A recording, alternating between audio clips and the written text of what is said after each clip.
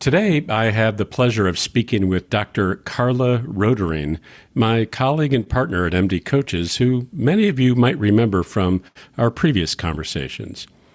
In this episode, we dive into her reflections on the Women in Medicine Summit, an empowering 3-day CME event that she attended just days before this recording. You know, as a male physician, I'm aware that I have blind spots when it comes to the unique challenges that women in medicine face. This conversation is an opportunity to explore what's different, what's changing, and what remains the same. With over 40 years of experience, Dr. Rotering offers a seasoned perspective, contrasting her own experiences with those of younger women physicians today. Finally, as MD Coaches continues to focus on supporting women in medicine through individual and group coaching, I'm excited to share this discussion that sheds light on both the progress and the ongoing challenges in the field. Let's get started. There are times in our lives that change the way we see the world. Navigating these challenges can take insight, trusted confidants, or even a coach. Let's explore those moments. In this companion podcast to RX for Success, we will discover ways to learn and write our own success stories together. I'm Dr. Dale Waxman, a physician coach with MD Coaches, and this is Life-Changing Moments.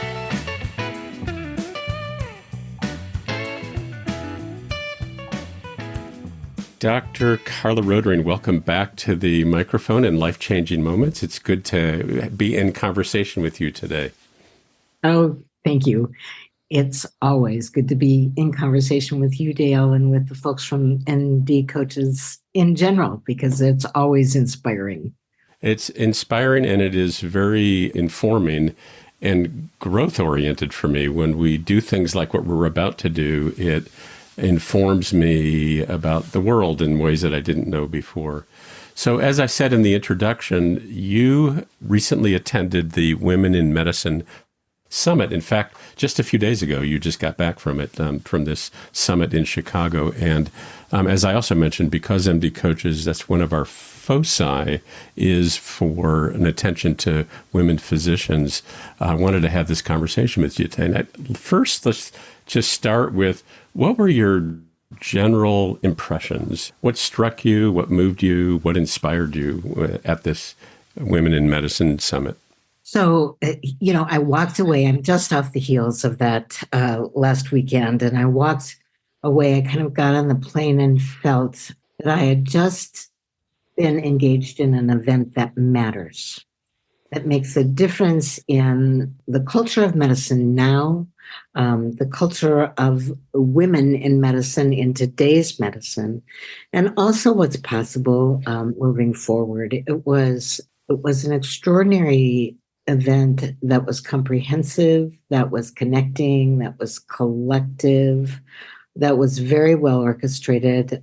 Kudos to Dr. Shikha Jain, who is the founder of this organization and made this event come true. So, maybe a word for me is heartwarming. Might not be the word that you were thinking of. Yeah, can you say more about that? Heartwarming? Yeah. So I am a woman physician. I've been doing this work for 40 some years. So the time that I really entered medicine was distinctly different than the unique experience of being a woman in medicine today. So when I say heartwarming, part of it was just having the opportunity to be in the presence of hundreds of women physicians relative to my early experience in medicine, which was profoundly isolated and singular. So to walk into a room and see animated, engaged, connected, forward-thinking people who were there to share their own experiences and to learn from others who are around us and have gone before us and are coming with us as we some of us complete our journey in medicine. It warmed my heart. Yeah, I really hear that. Really appreciate your sharing that story, the imagery of being pretty isolating early in your career to this, room full of, for lack of a better term, your tribe. I mean, there are a lot of different tribes, but this is one of the tribes, and it must have been uplifting as well as heartwarming for you. Yes, in part because part of the people in attendance were young, right? Students and residents, early career physicians, up to mid-career physicianship for women, and certainly those of us who've been, in the business for a while were also in attendance. But it was also really uplifting to see the presence of so many people early career who were engaged at this level. So those are some general thoughts and feelings that you had about the summit. Is there a particular experience that you had there that sticks out as a highlight that you are bringing with you today? Well, it was so full, Dale. There was so much to experience. It would be difficult to point to something and say, oh, this was deeply compelling for me. But one of the things that I appreciated was the promotion of the use of social media and this invitation to connect with 5 new people every day and to do a selfie or a small video or something that was in that social media realm. And I can't think of a better way to invite connection. And it's interesting because those conversations would happen very swiftly, really pointing to the fact that we have a shared experience. We have a shared lived experience that connects us and kind of dispenses with the need for a lot of chatter, right? And small talk, and to get right down to the business of being together around our shared concerns and issues. It sounds like there was a lot of attention paid to forming community. In contrast, a lot of other medical conferences where we go and we listen to presentations, this was about intention, about connecting with each other and really forming a sense of community and building on that. Yeah. I mean, there were certainly sessions that really pointed to everything from, how do we balance motherhood in medicine to finances to negotiating, but all of it really sort of in this container of connection. Yeah, nice.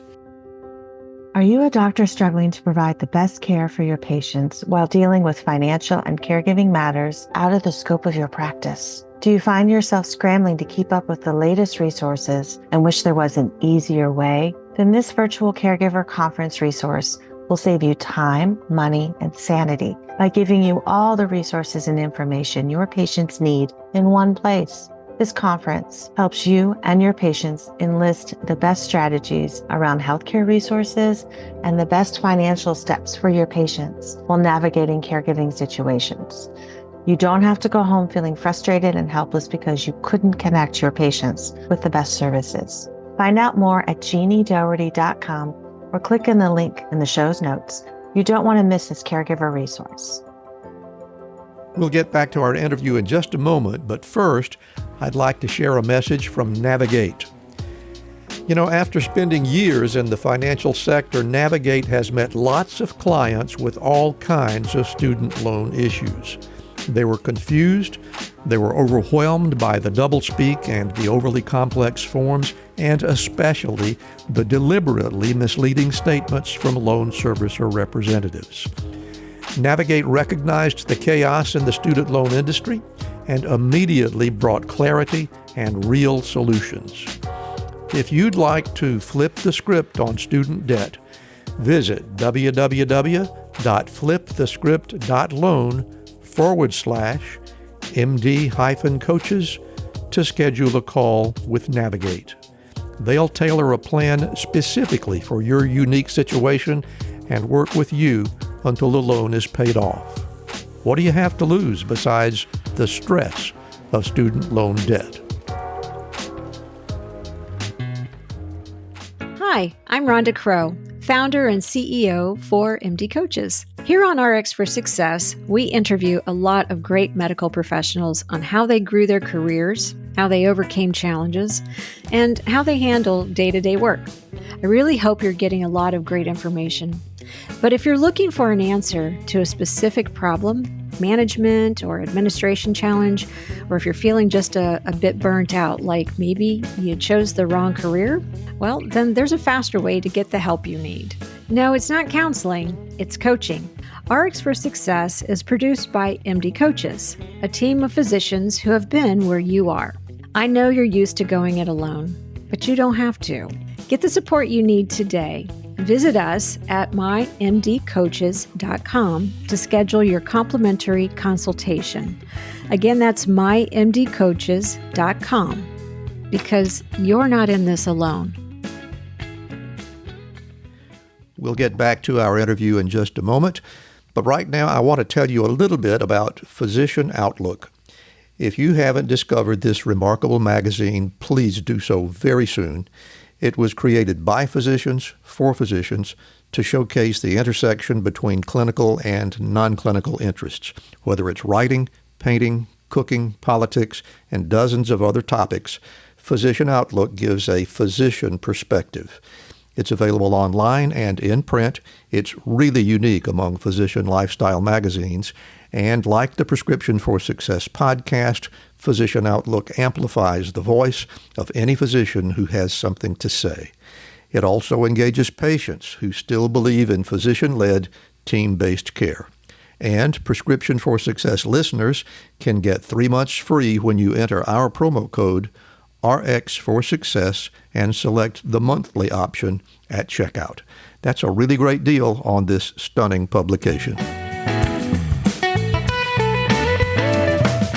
As I said in the introduction, I admit, I've actually, in my career, over the career, more and more women were partners, and to the point where when I retired, there were the minority in the department were men. So I had a lot of women colleagues, and yet I'm acutely aware that I still have blind spots about what are the issues. Why would a summit for women in medicine have to occur? Why does American Medical Women's Association, why does that have to occur? So what are some of the contemporary issues for women that I may not know something about, or my other colleagues may not know about, or even some women may feel kind of isolated, like they might think I'm the only one that is experiencing this?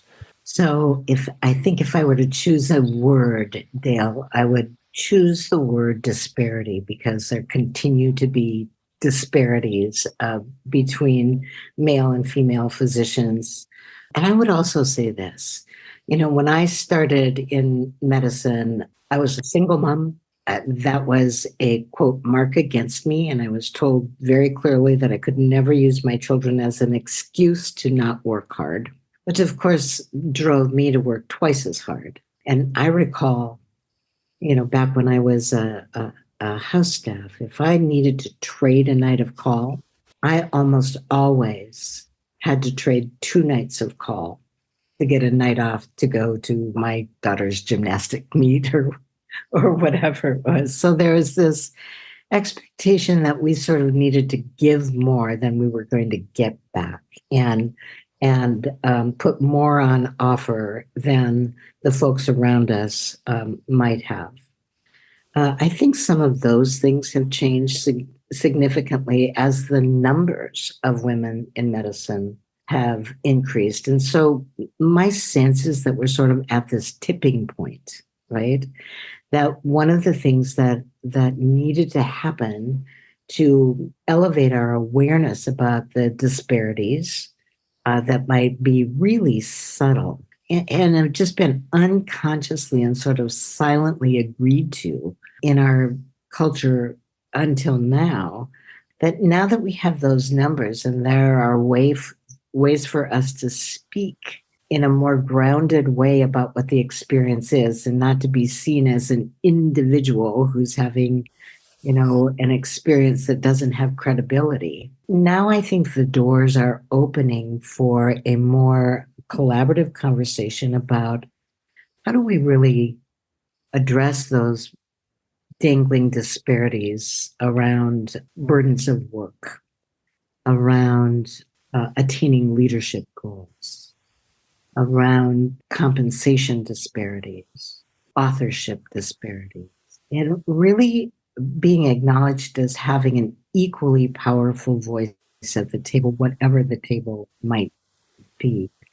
I think that the macroaggressions from the days of old are slowly disappearing from, from our experience, that things are not as blatant, and nor are blatant aggressions. And I use that term not like someone's walking around with a baseball bat, but the attempts to make sure that, for instance, I knew my place in the team. I think not only are those macroaggressions sort of dissipating and disappearing, but they are no longer condoned.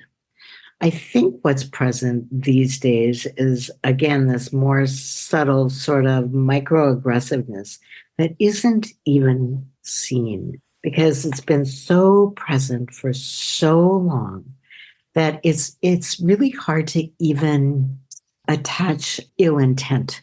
It's just the way we do things. The fabric of the medical culture, which I would say, one way to think about it is we've inherited a culture that has reinforced some behaviors and some attitudes and the ways that we've treated each other when it was exceedingly small numbers of women. So it was obviously very, very male dominated. It was just it was a male environment.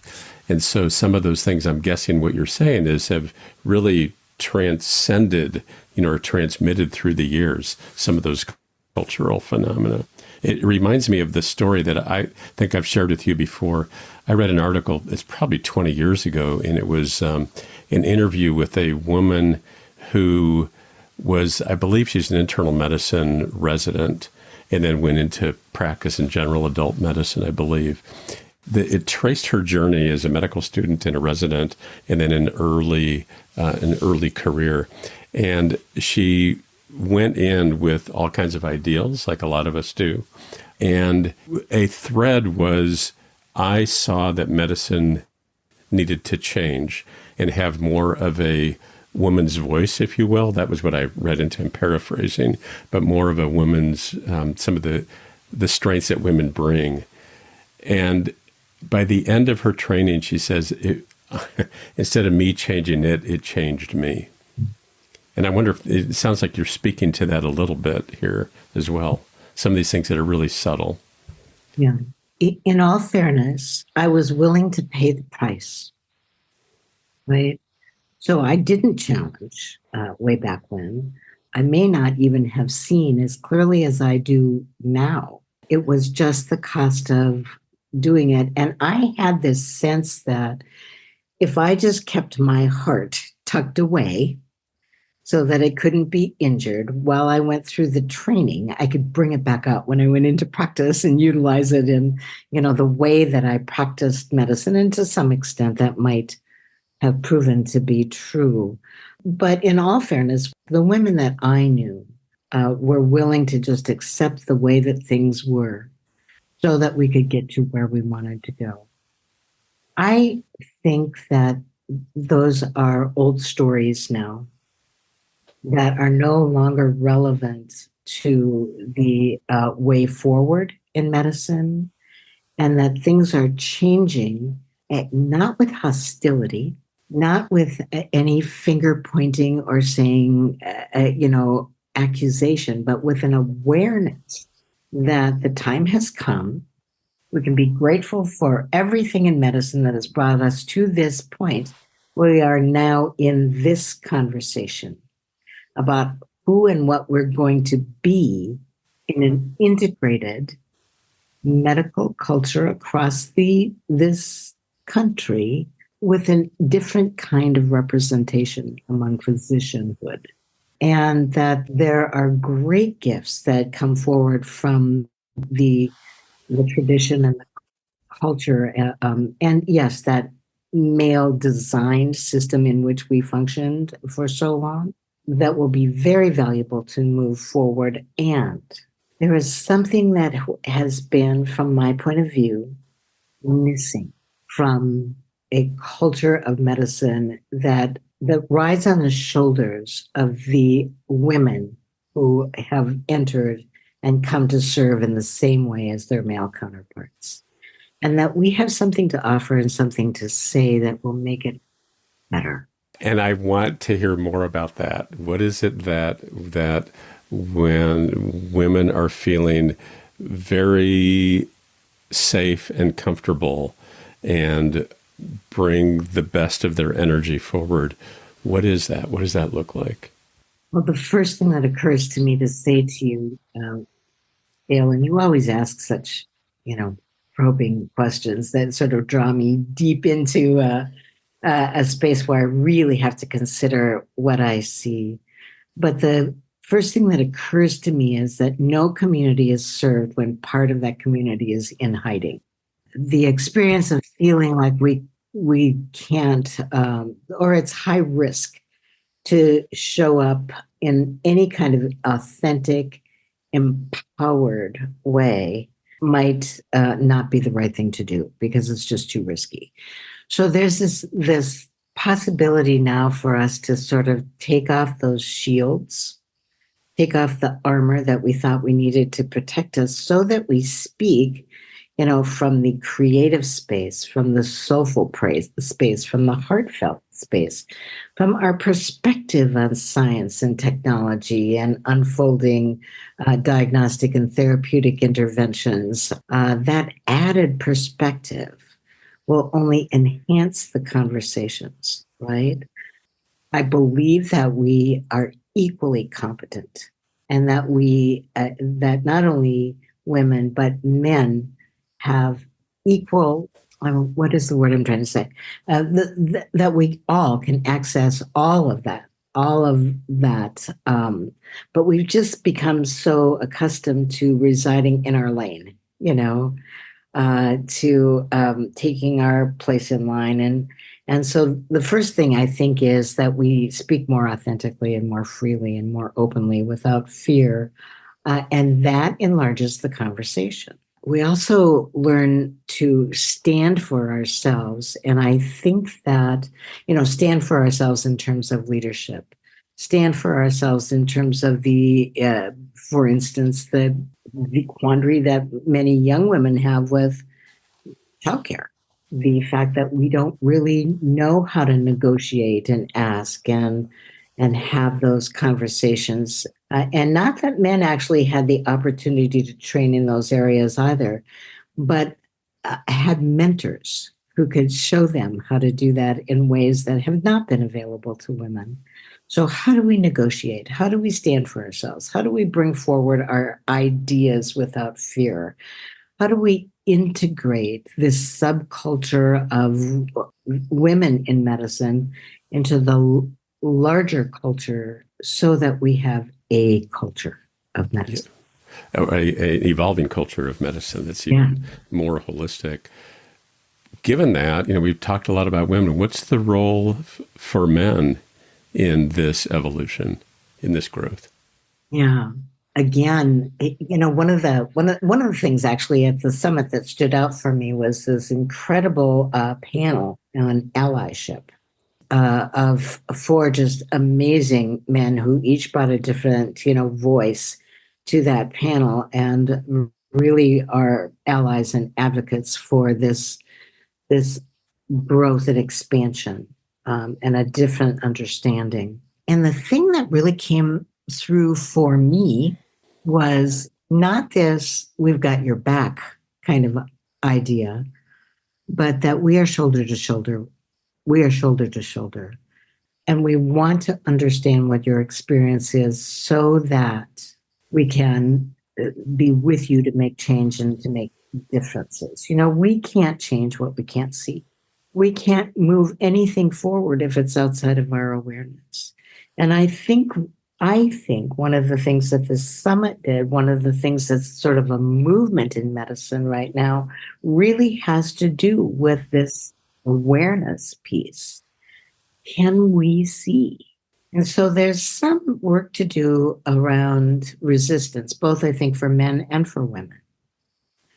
It's not easy to give up the space that you occupied as a man and to hear things that you haven't seen before and maybe recognize that we've been participating and cooperating in, for instance, microaggressions.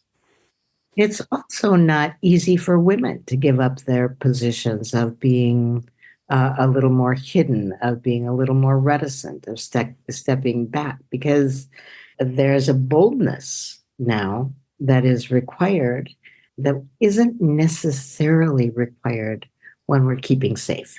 So this is really about relationship, about can we create the relationships among one another, not just women with women, not just men with men, but together as physicians, can we create the dialogue that will liberate us from something that's sort of tethered us to an old paradigm and allows us to create something new that we might not have imagined before.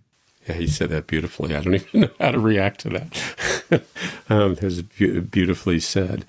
I am reflecting as you're talking about a story that you told in another conversation that we had the other day about the Greek myth conversation. Oh. I really think that's a useful construct for our listeners. Can you recount that for us? Yeah. And I want to give credit where it's due. So this is a conversation that I had first encountered in 1999 when I was adrift. I was burned out. I had lost my sense of meaning and purpose. I was floundering and I was seeking. And one of the places that I went was the American Women's Medical Association annual meeting, and a woman named Jean Shinoda Bowen, who is a psychiatrist and does a lot of her work around Greek mythology, shared this story. And the story is about a guy named Procrustes, right? And Procrustes gave the appearance of a really good guy. So he had a little inn on the road between Athens and a place that starts with E that I'm forgetting right now, but where magical, mystical things happened. And there was a pilgrimage that would happen from Athens to this E town. And people were weary. And he had this inn and he was profoundly hospitable. He would provide food and conversation and drink. And then he would say, you should really rest on your way. And I have this great bed. So here's the thing. Procrustes wasn't just a jerk. He was like a really, really bad guy. He would put you on this bed and you had to fit the Procrustean bed. So if you were too small, you were racked and stretched to the edges of the bed. And if you were too large, and this is what most of us identified, that we are too much, too big to be seen. So if you were too large for the bed, pieces were cut off of you and tossed down the roadway. And of course, that didn't end well for anyone. And the query was in this small group of women physicians, and I think this applies to anyone. What pieces of yourself have you left on that roadway to reach your Athens? And when will you return and embrace them and bring them back into your heart and body as you and walk forward? And I actually get goosebumps just sharing that story again, because the whole room burst into tears for the recognition of how much of ourselves we leave behind on behalf of our journey toward physicianship. And again, I think that in the context of that meeting, and as I've moved forward, I've really made that be about my womanhood in medicine. But I think this is a shared experience for every person who has ever walked through the doors of a medical school and found themselves on the other side of residency changed. Yeah. What I thought was so the imagery of that is compelling, and the symbols are very powerful. And when you spoke that, I remember going, yeah, I certainly cut a lot of things off as well. The way I want to tie this to this particular conversation is, it sounds like a goal for the culture of medicine that we wish is that we don't have to cut so much of ourselves off, that we bring more of ourselves to the culture, and the culture is more open to, if it fits, in the long-term goal of caring for patients. And the image that I have, Carla, is that women of today, they don't have to cut off as much as you did, based on what you were telling me about the energy of the room when you walked in there, and they're empowered to take care of things that weren't even on the radar for you because, back when. So can you say more about that? Yeah. I mean, I think I am. I think I referenced that a little bit when I was told that I wasn't allowed to talk about my children or use them as an excuse, right? That is not the conversation that's present in today's ways of addressing motherhood, fertility, balancing, the distribution of workload, shared responsibility around parenting, an invitation to organizations to create, facilities for our children. But those conversations, those were not conversations to be had. I remember interviewing for my very first job out of fellowship, and the CEO saying to me, leaning forward, he knew I was single, he knew that I had children, and he leaned right towards me and he said to me, Carla, everyone is going to know if you have an affair. And then he said, of course, everyone's going to know if you don't also. Wow. Fingers crossed that kind of conversation never takes place anymore. Right. So I think that there are those hurdles that most of us experienced back 30 years ago that have been sort of chopped up and used for firewood. On the other hand, one of the things that I heard was one of the experiences that I had every morning, almost every single morning, at Morning Report, was that all of the male physicians would have their hand shake and be called Dr. Nelson or whatever their names were. And I would have an attending's arm around my shoulder saying, and how are you today, Carla?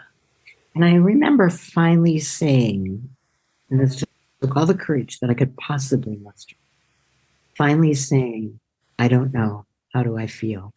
Wow. And he whipped his hand off my shoulder and never hugged me again, but also never called me doctor. Right? So I heard some of that, not the arm thing, not this sort of physical microaggression that almost everyone I knew experienced back then. If it's present, I didn't hear people talking about it. It may be gone, or it may be still one of those hidden areas.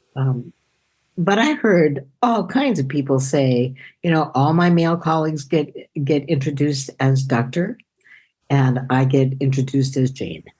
Or mistaken for the nurse, but still very present. Yeah, I know that's still present. I've been talking to some other colleagues. They look at the very, very 20-something resident and male resident say doctor, and who's this nurse with you? It's a attending who's in her 50s. That's just crazy. But what I've found about that, Dale, is again, it's just a habit. And it's culture. It's a wider culture. It's not just the medical culture. That's our wider culture. Yeah. So I used to feel myself rise up and want to, tangle with somebody and correct them in a very authoritative way. And what I've found is humor works better. Lightheartedness works better. I don't need to be defended. I just need to help them understand. And not only is that better for the person who is sort of caught in an awareness that they didn't have before, recognizing that they have a bias that they didn't even see before they spoke, right? But it's easier for me to not have such a strong reaction. And when I'm not caught in emotions, I do better work. Mm-hmm. Yeah.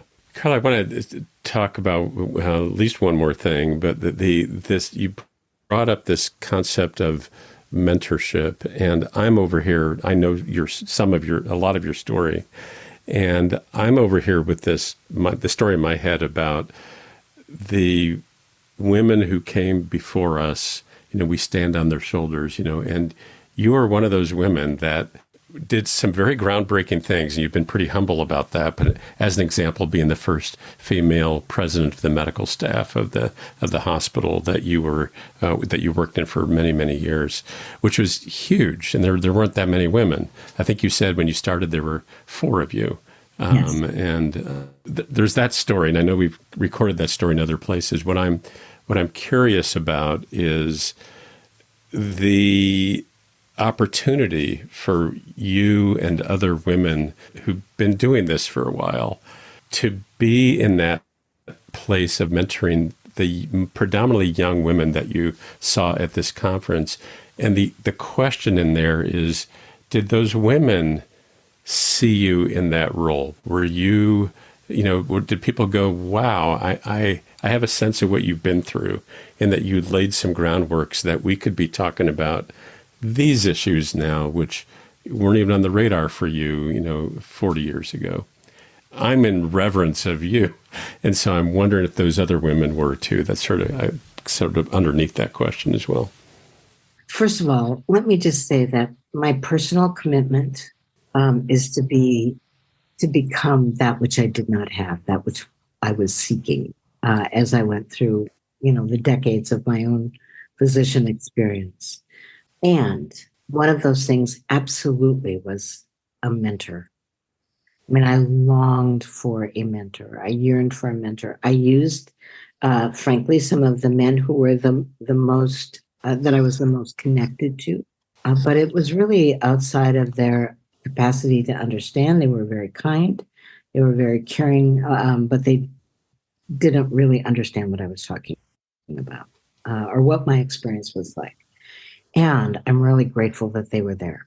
These days, and even at the summit, I had several people really sort of want to dig deeper into what it was like and what my story was. And we had some opportunity to do some of that kind of networking. And I actually gathered some names of people that I'd really love to stay connected to. I think mentorship across the spectrum of being a physician is absolutely one of the best things we could possibly do. Medicine used to be an apprenticeship, right? And I mean, it was really an apprenticeship.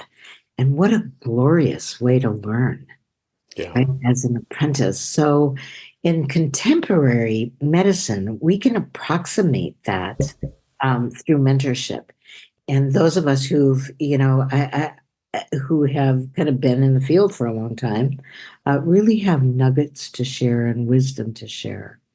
Ways that we navigated the difficult terrain back then, but also the mistakes that we made, right?